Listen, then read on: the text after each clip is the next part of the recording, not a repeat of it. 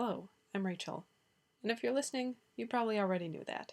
The podcast you're listening to now has many people to thank, including all the people that suggested the 24 books I will eventually talk about before the year is over.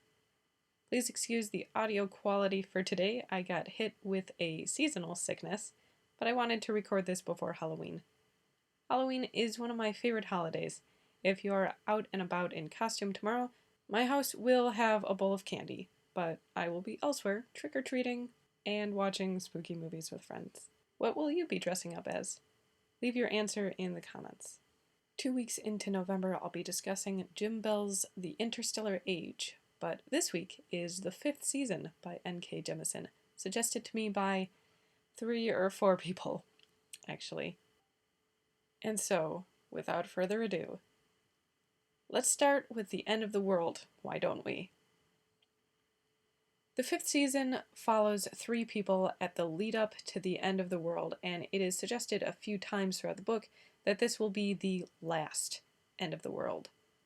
The name of the book itself is a clue to the finale of the book. In this world, the end has come a few times. The 5th season refers to the cataclysmic end of an era. Luckily, the end of this book has appendices which describe each of the endings, which let you know how this world is vastly different from our current climate. My least favorite season name is The Season of Teeth, named after, I guess, the cannibals?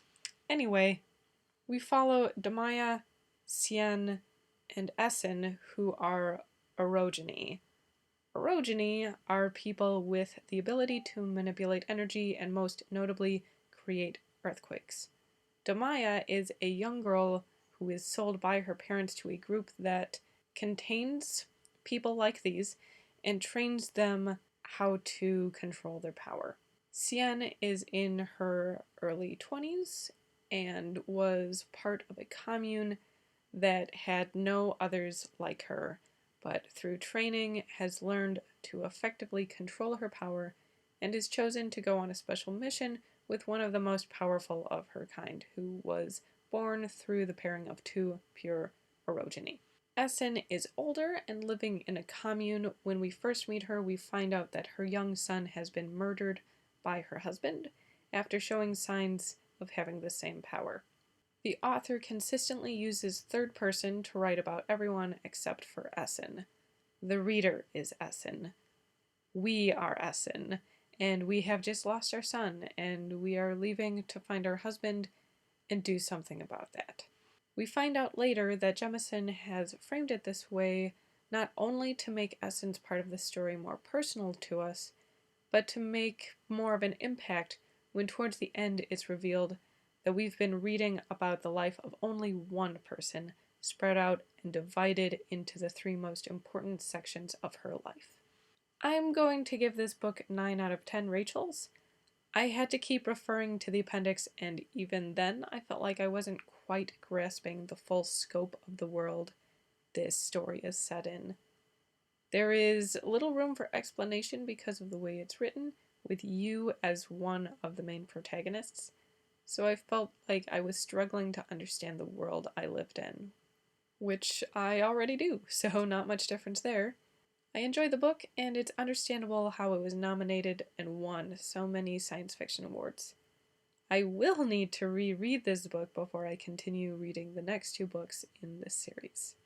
Thank you for joining me this week. I hope the world doesn't end in cataclysm before the year is up. Thanks, and happy Halloween!